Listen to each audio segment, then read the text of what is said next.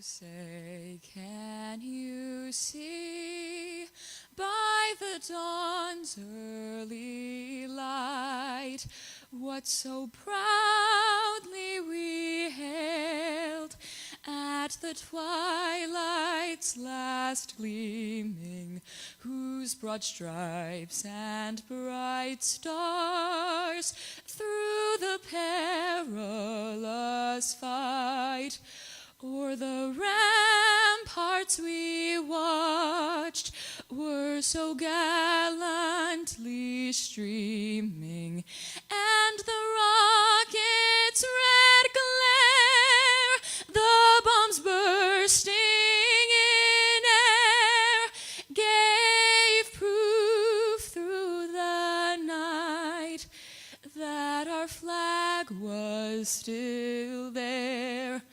Oh, say, does that star-spangled banner yet wave o'er the land of the free and the home of the brave?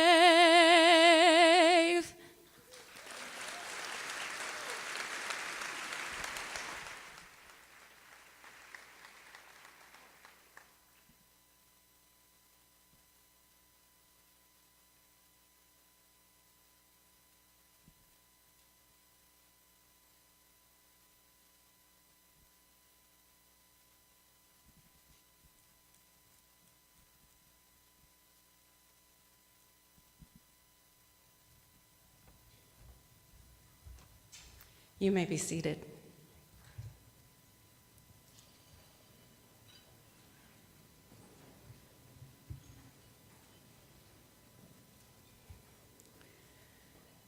At the very center of the word invocation, there is a very small root word, voc, vox, voice.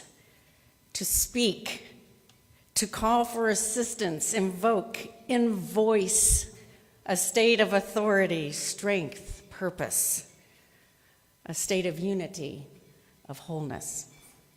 If we look at the word a bit more broadly, we'll see another informative word, especially given why we've gathered here today. That word is vocation, a calling, an occupation, a profession, that at our best, we are each and all in our own vocation, not just a job. Poet William Stafford, in his poem entitled Vocation, writes this: your job is to find out what the world is trying to be. Your job, our job together, is to find what the world is trying to be, what the world is calling and invoking us to be. Please, I ask that you put down utensils. Do not bow your heads, but raise up your faces for a blessing. May our minds be blessed with clarity and innovation toward a more united state of being in this, our city.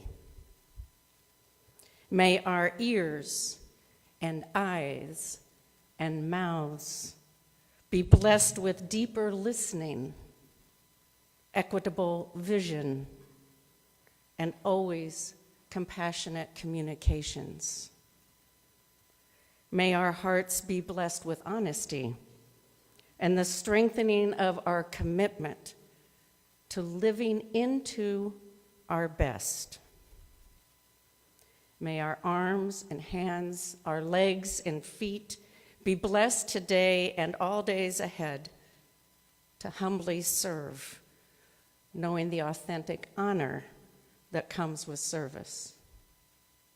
May we be blessed to be blessings to all of creation. May we be united to be a model of unity beyond ourselves. May we, in our human state, become a more compassionate, city, offering empathic light onto the potential found in all cities, all states, and countries on this small blue dot of a planet. May we end our lives be daily dedicated to all the lives unnecessarily lost to senseless violence and systemic inadequacies. And may we, in the legacy of our lives, be daily dedicated to all future generations and the intentional care of all creation, from this world and the space that surrounds us to this, our city, San Antonio, our home. May all this be so. Amen.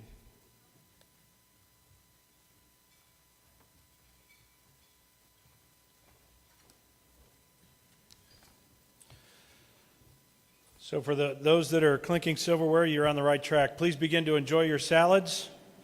We're going to do some introductions. Our chair, Katie Harvey, and Marina Gonzalez, the CEO and president of the San Antonio Hispanic Chamber, are traveling and are unable to join us today, but they wanted to express their support for this great event.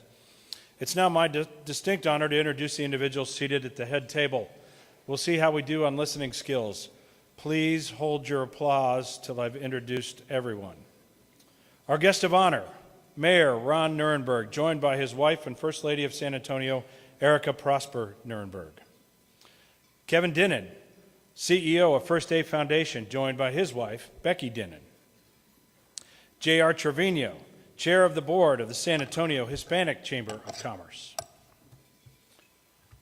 Luisa Caso with the San Antonio Hispanic Chamber of Commerce. Willie Ng, Alamo Asian American Chamber of Commerce President. Elva Adams, Alamo Asian American Chamber of Commerce Educational Foundation President. Edwin Miles, Alamo City Black Chamber of Commerce President, and Paula Miles. You met Reverend Ann Helmke, and last but certainly not least in any of our minds, Eric Walsh, City Manager of the City of San Antonio. Now we can clap.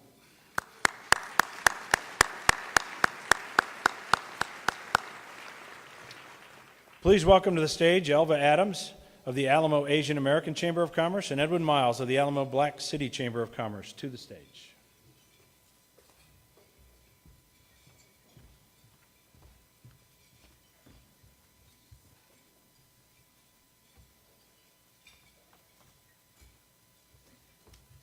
Hello, ladies and gentlemen.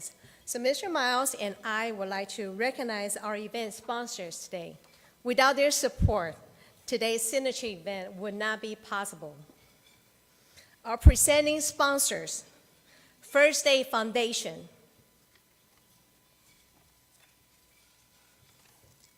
Platinum sponsor, Via Metropolitan Transit,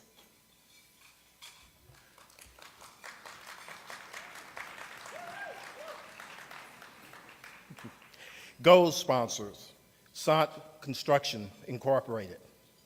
Our silver sponsors are First American Credit Union, New Star, PNC, Southwest Airlines Company.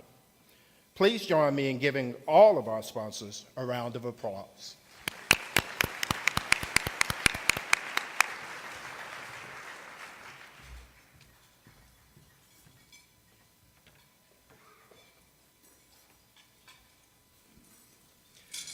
Ladies and gentlemen, please welcome Board Chair of the San Antonio Hispanic Chamber of Commerce and Mayor of Castle Hills, J.R. Trevino.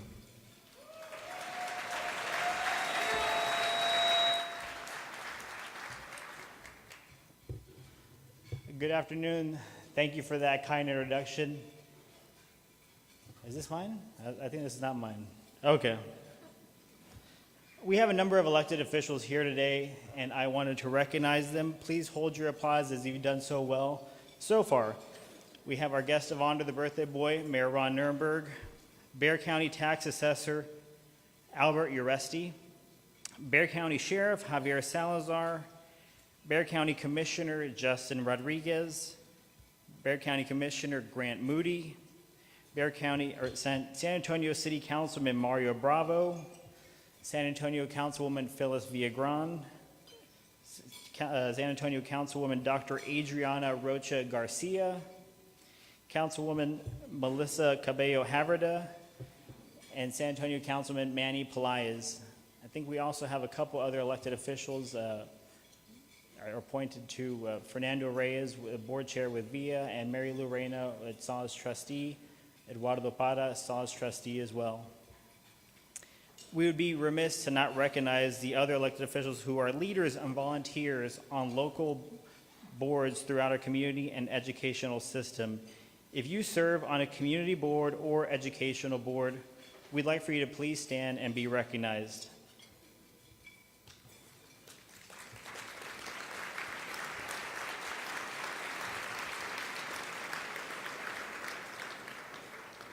Thank you for your service. We're now going to take a 15-minute break and let you enjoy your lunches today. Thank you.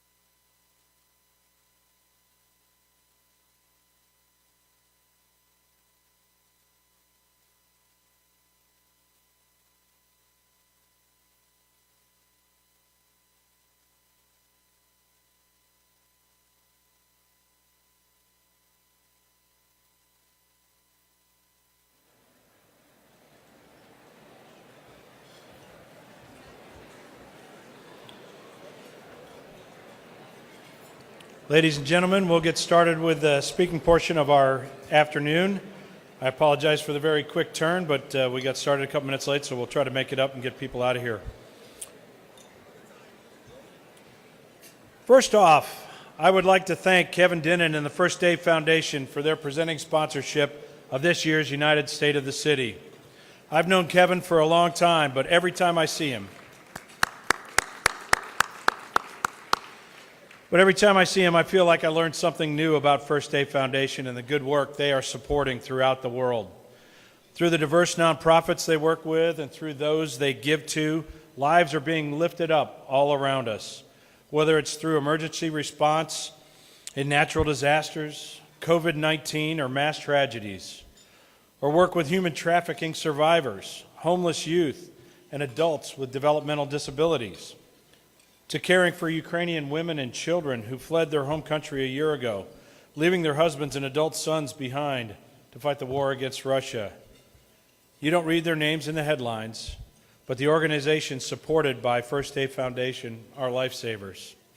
The Chamber is grateful for our friendship and support from First Day Foundation. I ask that you please join me in welcoming Kevin Dinnan to the stage.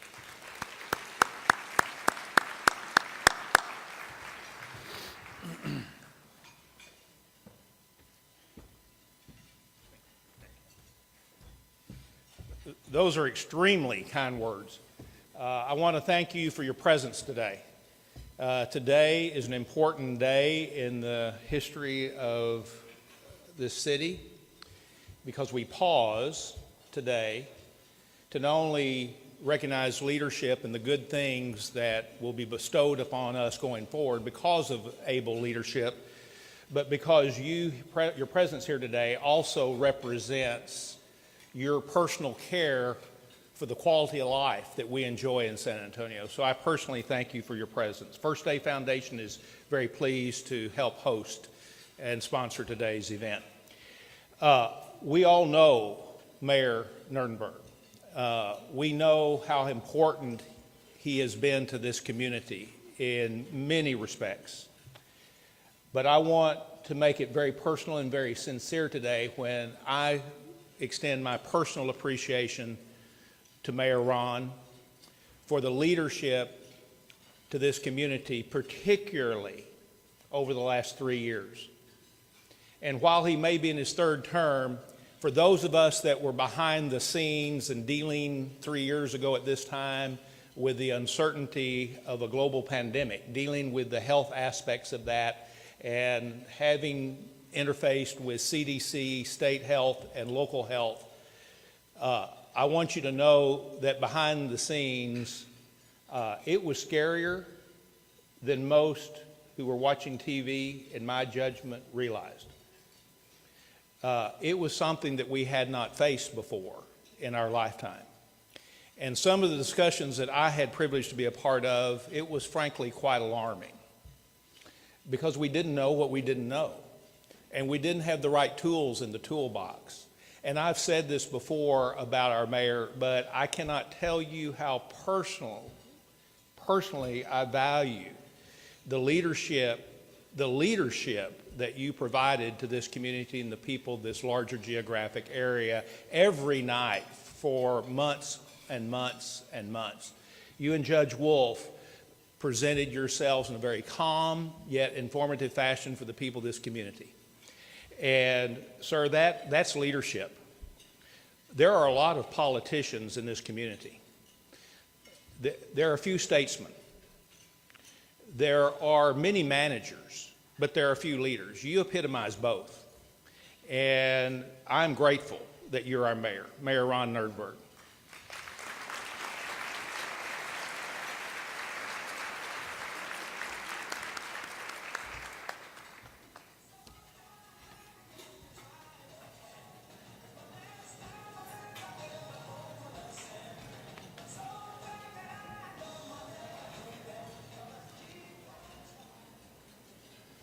Good afternoon. Y'all awake? Thank you very much, Kevin, for the kind introduction. It has been yet another eventful year since we last met for the State of the City address.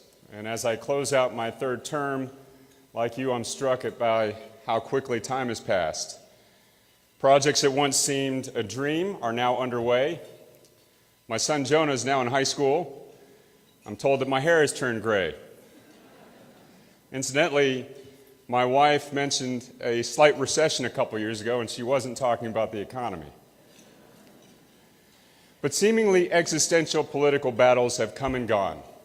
New community issues continually emerge, and through all the push and pull of debate, through the messy process of democracy in action, through endless distractions, the people of San Antonio have kept their eyes on the ball. As a city, we have displayed remarkable unity and shared commitment to one another. We've stayed focused on long-running, formidable problems such as workforce development, housing, and transportation, and we've made real progress on economic mobility for all of our residents. I salute the people of San Antonio for their vision and steadfast resolve. The accomplishments we'll speak of today are their accomplishments, and we can expect the same kind of unity as we face the new challenges moving forward. I want to thank my City Council colleagues for their hard work and dedication. We've made a lot of progress and some significant decisions in this term. I also want to recognize City Manager Eric Walsh. Eric and his team have demonstrated a determined commitment to responsible stewardship of your tax dollars while managing a daunting array of programs and services. And of course, I wouldn't be here without my wife, partner, and best friend, Erica Prosper, who inspires me every day, and my son Jonah, who is the reason why I entered public service in the first place. Because I want him and his peers to be able to choose San Antonio, even if they would be able to live anywhere else in the world. But first, I want to start with one of our oldest and strongest partners in our city, the military. Not only is the military a great partner with deep social and economic roots in our community, they're also the top employer in the region and contribute close to $40 billion annually to the local economy and approximately $114 billion to the Texas economy. Military City USA has partnered with JBSA to overcome some of the most daunting challenges in our history. Some of those challenges, including life-saving logistics support to our residents during Winter Storm Uri, and our close cooperation with BAMC at the onset of COVID-19.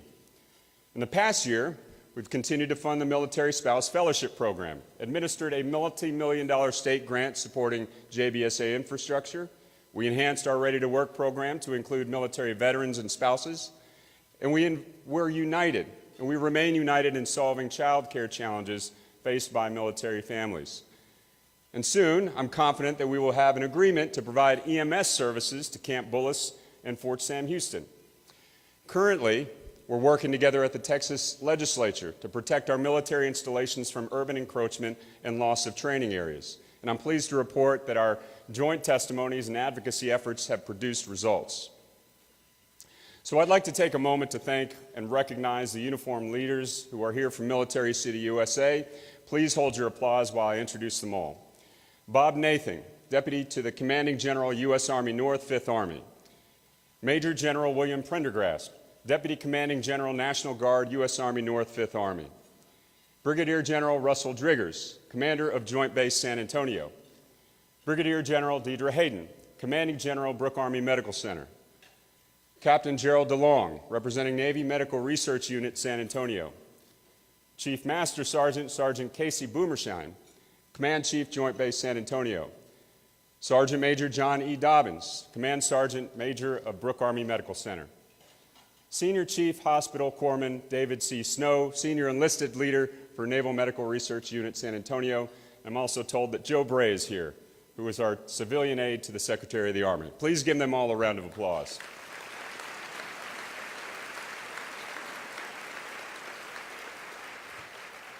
As you've heard me state, the military is in our DNA. Our civilian residents share and exude the military spirit of service and of sacrifice. Thank you for supporting San Antonio and for your contributions to our national security. Let's all show our gratitude every day to our military leaders, our veterans, and the men and women in uniform across the nation. And I know we'll strengthen our relationship and continue to do so. Our city's military leader, retired Marine General Juan Ayala, and his department stand ready to support your missions, your installations, and your families. So please continue to call on him. It's always a pleasure to be here and see JBSA leadership breaking bread with our community and the businesses. Demonstrating our valued partnership at the United Chambers State of the City Luncheon. So thank you to the Alamo Asian Chamber of Commerce, the Alamo City Black Chamber, the Hispanic Chamber, and the San Antonio Chamber for hosting this event. Your continued partnership is essential for the future success of our city, and I'm grateful for your commitment and for your dedication. It was good to see so many of you in our community, representing our community in Washington during the SA to DC trip this year. The annual State of the City address is a time to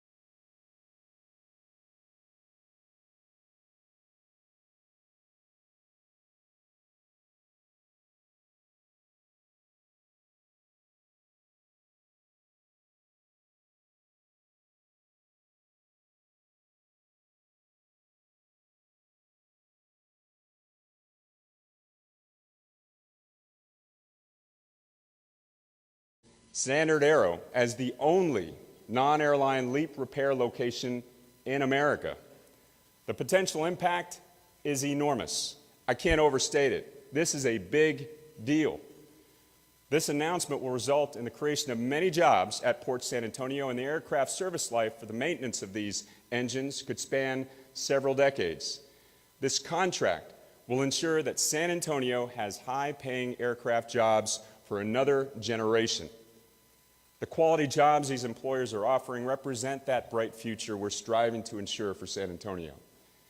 And since I became mayor, Victory Capital, Pabst Brewing Company, Nisei American, DeLorean, they've all relocated their headquarters in San Antonio. More to come. While our unemployment rate is low, too many San Antonians still lack the career opportunities they deserve to raise their families and live the American dream here at home. As the pandemic highlighted, too many of our neighbors are still one missed paycheck away from financial disaster.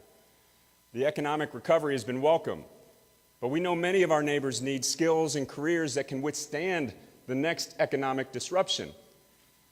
That's why in less than a year, nearly 13,000 people have applied for our Ready to Work program, which was crafted with extensive business community consultation and input.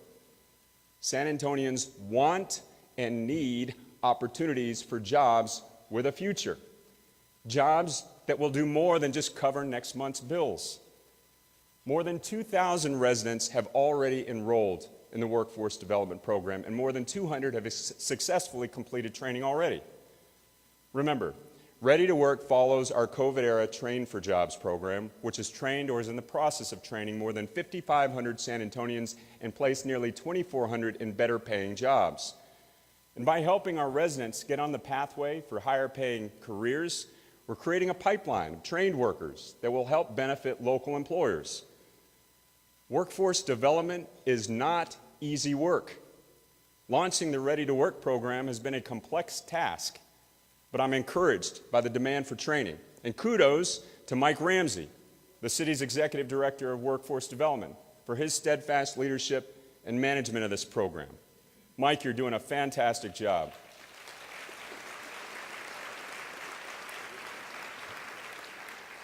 We already received nearly $3 million from the U.S. Department of Labor for workforce development and had the opportunity to share the impact federal grants have on a community with former Labor Secretary Marty Walsh.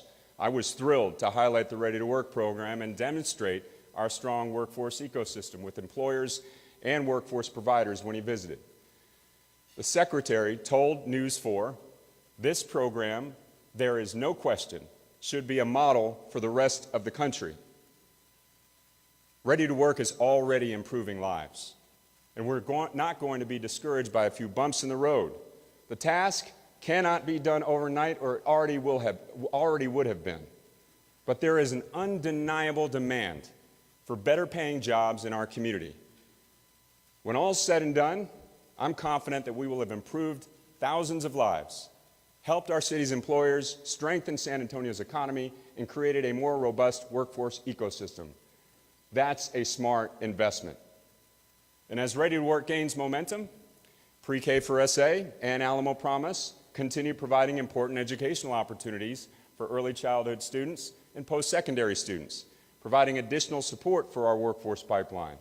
In fact, the Alamo Promise program will now provide for tuition-free community college to all Bexar County ISD high school graduates, all of them.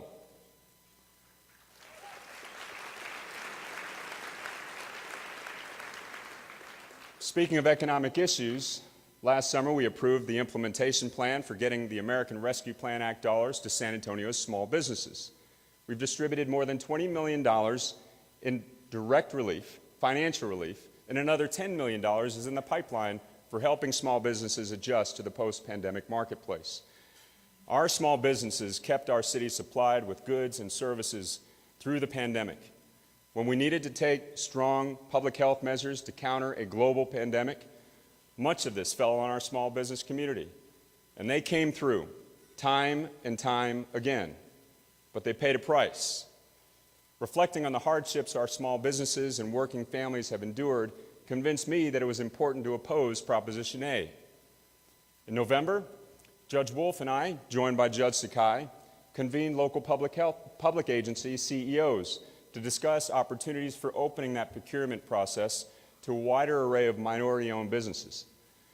City staff now has been working with a dozen other public agencies to ensure that small businesses, including Latino and Black-owned firms, have an opportunity to participate in the more than $9 billion in spending locally on goods and services by government entities. In 2021, only 20% of those funds went to Latino and Black-owned firms. Through the Supply SA program, the agencies are now moving toward a universal application, procurement navigators, a one-stop shop, and other tools that will make it easier to secure public contracts and access the dollars flowing into our community and keep them here. This effort to align procurement priorities will not only benefit our small business ecosystem, it will help entrepreneurs build wealth. Our goal is for San Antonio families to thrive as a result.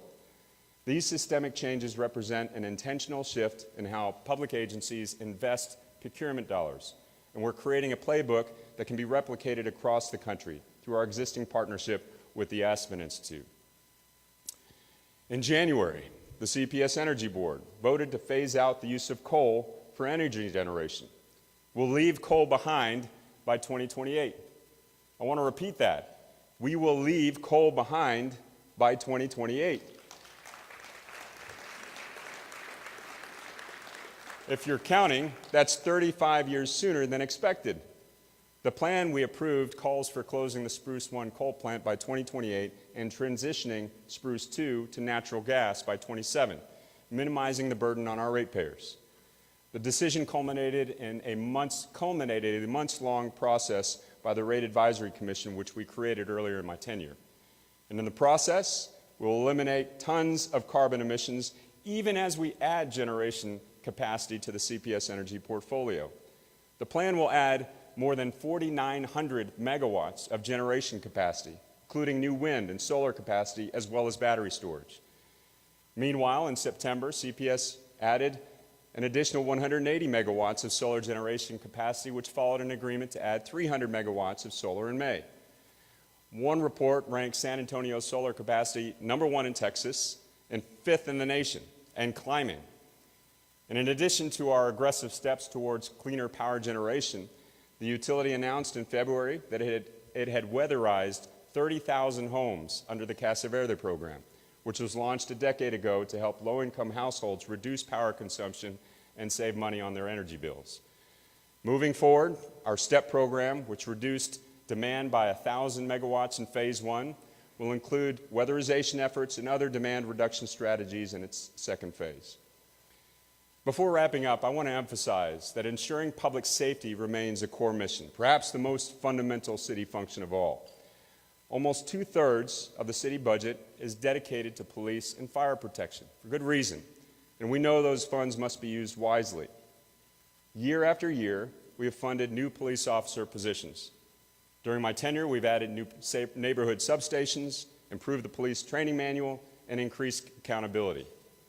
We created a violence prevention district within the Metro Health Department, added resources to address domestic violence incidents, and provided additional funds to support our community's mental health services. All those will continue to move forward. But just as San Antonio's victories haven't been realized only within our policy, military, and professional communities, on a lighter note, we're doing pretty good in sports, too. UTSA Roadrunners, University of Incarnate Cardinals, Trinity Tigers, they've all made our city accustomed to winning again. Add a San Antonio FC 2022 championship to that list, and it's hard to ignore the momentum we've earned on many fronts.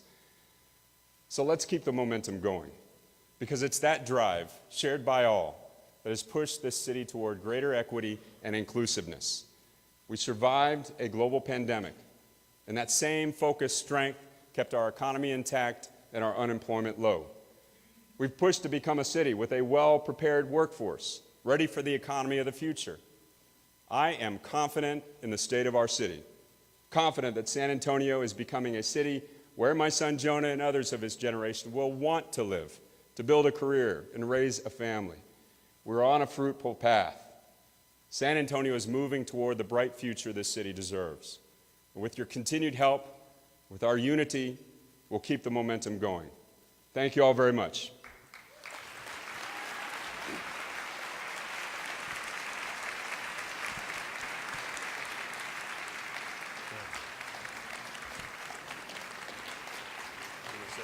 Yeah, please. Please stay. Please stay, yeah. Pretty sure they're clapping for you, not me.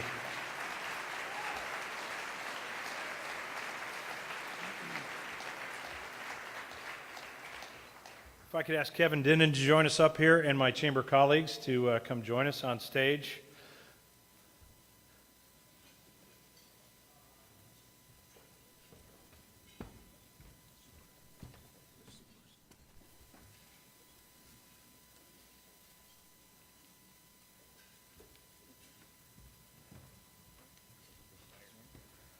So, Mayor, we have a token of appreciation for you, but we've asked some special guests to come help us present that token of appreciation. If our special guests could come forward, please. Our guests are actually the Fox Tech Advanced Learning Academy, Centers for Applied Science and Technology mariachis. They're here. They're from 6th grade through 12th grade.